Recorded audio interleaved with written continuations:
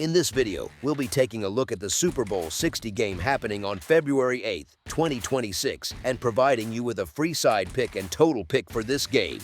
Welcome back to Cash Out Sports. Let's dive right into it. Oh, and don't forget to subscribe and to click the bell icon to get notified as soon as these videos get released so that you have more time to plan out your bets as we provide these videos on a daily basis. I can guarantee that you'll have all the important information that you'll need on the Super Bowl 60 game after fully watching this video. One more thing before we start, if you would like to gain access to our best exclusive sports picks to take your journey to the next level, then check out our Patreon in the link down below, where we offer our best single picks, parlay picks, and much more. Now let's get started. Seattle Seahawks versus New England Patriots. The Seattle Seahawks and the New England Patriots square off on Sunday, February 8th in Super Bowl 60 at Levi's Stadium in Santa Clara, California. The setting alone brings plenty of drama, but the paths these two teams took to get here tell an even better story. Seattle opened its season with a strong 7-3 stretch over the first 10 games. Their only stumbles came against the 49ers, Buccaneers, and Rams, all quality opponents with real teeth on both sides of the ball. After that, the Seahawks found a different gear, closing the regular season by knocking off the Titans, Vikings, Falcons, Colts, Rams, Panthers, and 49ers. Across 17 games, that run produced a 14-3 record in the books, which is not just good, it is the sort of record that usually hints at a serious contender rather than a mirage. Their performance in January backed that up. In the divisional round, Seattle dismantled the San Francisco 49ers by a score of 41-6, the kind of margin that turns heads among bettors and coaches alike. In the conference championship against the Los Angeles Rams on January 25th, the Seahawks went into the half clinging to a 17-13 edge. The third quarter turned into a trade of touchdowns, each team answering the other, but the fourth quarter stayed scoreless as Seattle leaned on its defense and game management to close out a 31-27 victory. Sam Darnold delivered one of the cleanest and most efficient games of his career, throwing for 346 yards and 3 scores on 25 of 36 passing, looking composed and confident. Kenneth Walker chipped in with 19 carries for 62 yards and a touchdown, providing enough balance to keep the Rams honest up front. Jackson Smith-Njigba headlined the receiving corps with 10 catches for 153 yards and a touchdown, repeatedly winning in space and on key downs. New England's season started on a very different note. The Patriots dropped 2 of their first 3 games, losing to the Raiders and Steelers and looking more like a rebuilding project than a title threat. From that rocky start, they stabilized and then surged, dropping only one more game in the regular season, a loss to Buffalo on December 14th. Outside of that, they stacked wins against the Panthers, Bills, Saints, Titans, Browns, Falcons, Buccaneers, Jets, Bengals, Giants, Ravens, Jets again, and Dolphins in a long, steady march. That run brought them to the same 14-3 regular season record as Seattle, but with a very different flavor and context. In the postseason, New England continued to advance, even if it was not always pretty.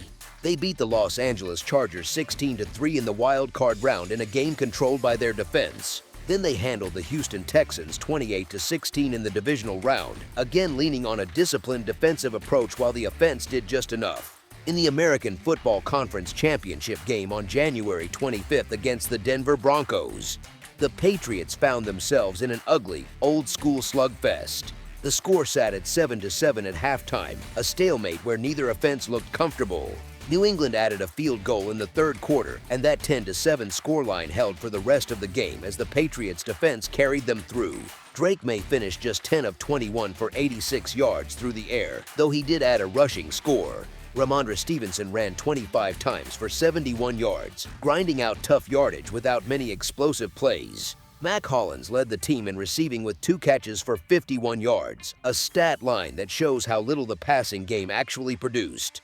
Their trip to Super Bowl 60 came with more strain than sparkle. From the opening moments of that Broncos matchup, May and the offense looked uncomfortable. On the first series, May nearly threw what should have been a pick six, a reminder of how close this run came to ending early. A lucky break arrived when Jarrett Stidham fumbled, a turnover forced by an opportunistic Patriots defense that gave New England a scoring chance despite managing only 67 total yards in the first half. In the second half, the Patriots strung together a long, impressive drive that chewed up 9 minutes and 31 seconds of clock, the kind of march coaches usually love. They still could not punch it in for a touchdown, which has been a theme lately. From there, the weather turned nasty, stalling both offenses and choking off yardage and points alike.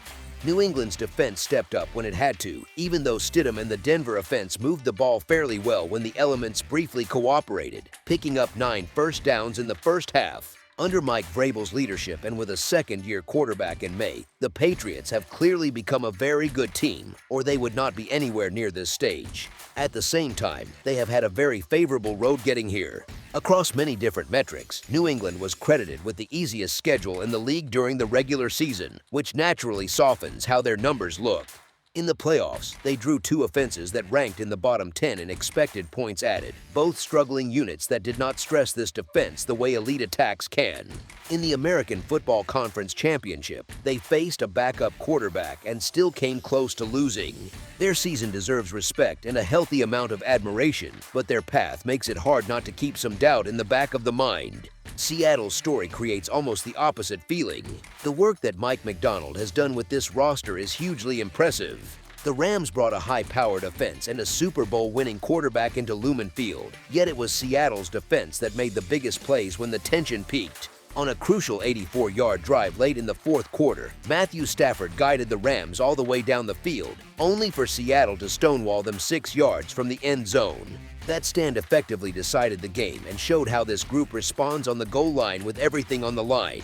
Even beyond that, Darnold played one of the sharpest games of his career, avoiding mistakes, staying poised, and moving the chains on multiple key downs on the final drive. By giving Stafford and the Rams less than 30 seconds to work with at the end, the Seahawks closed the door and outperformed one of the league's best teams for the second time this season. They look like one of the most complete and well-balanced teams in the NFL, and the results keep backing that idea up. There is still genuine admiration for Vrabel on the other side. 2 years ago, many people thought the Titans' decision to fire him made little sense, and the way he has reshaped New England supports that opinion. His coaching edge was a huge factor in the American Football Conference Championship win, and there is every reason to believe his Patriots will keep making postseason trips for years. Still, Seattle's defense has shown that it is extremely disciplined and clutch when the moment demands it. There is plenty of trust in this defense to rattle a young quarterback like Drake May on this stage.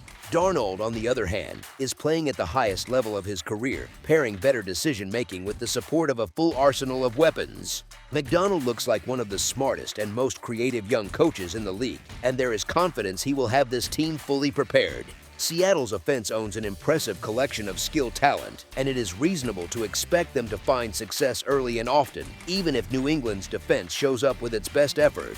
Just as important, the Seahawks have been battle-tested in a way the Patriots have not, and that experience in tough spots should matter a lot when nerves spike on the biggest stage. From a numbers standpoint, Seattle finished with the 3rd highest single-season DVOA of any team since the 2018 campaign.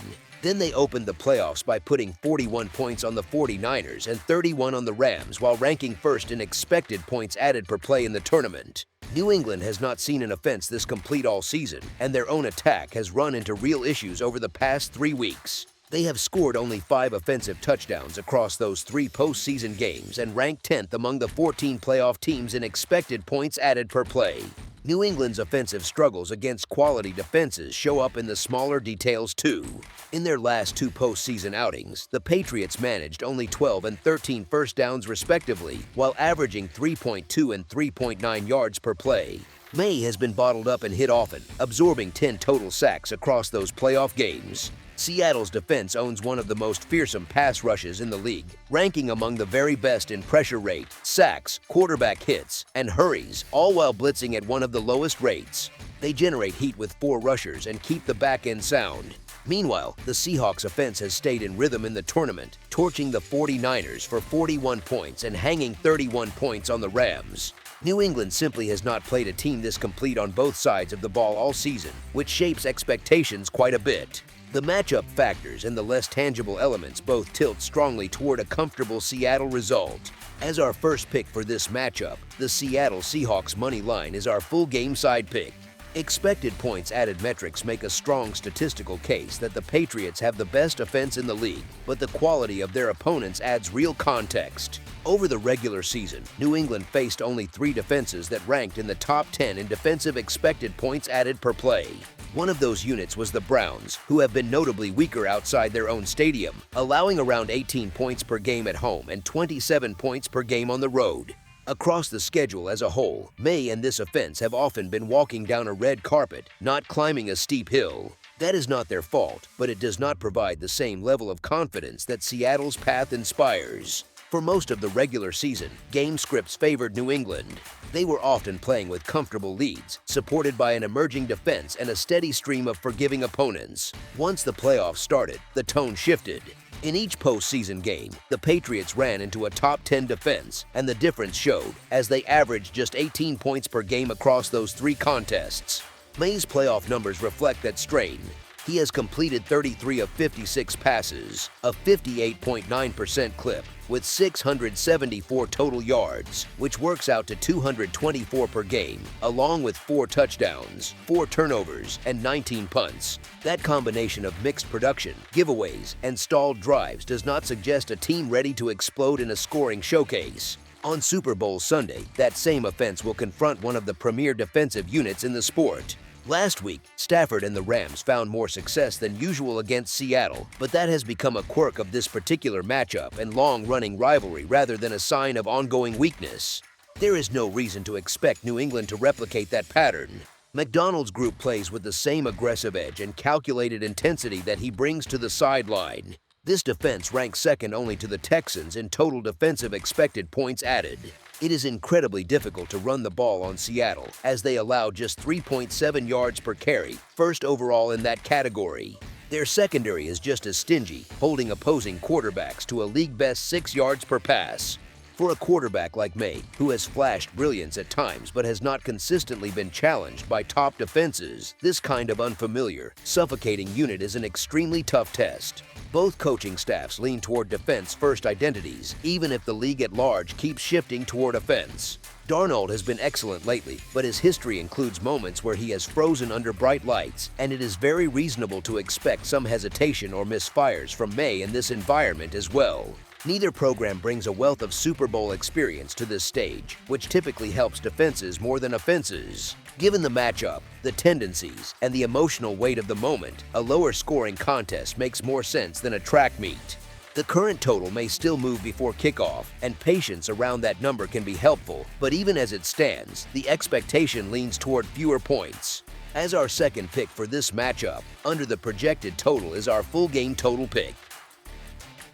That's all for now, so if you have any other games you would like reviewed, then leave a comment down below with the game you would like analyzed, subscribe to our channel, leave a like on this video, and we'll get to it as soon as we possibly can. We would also love to hear your opinion on the picks presented to you in this video, whether you agree or disagree with them, so leave a comment down below and do let us know.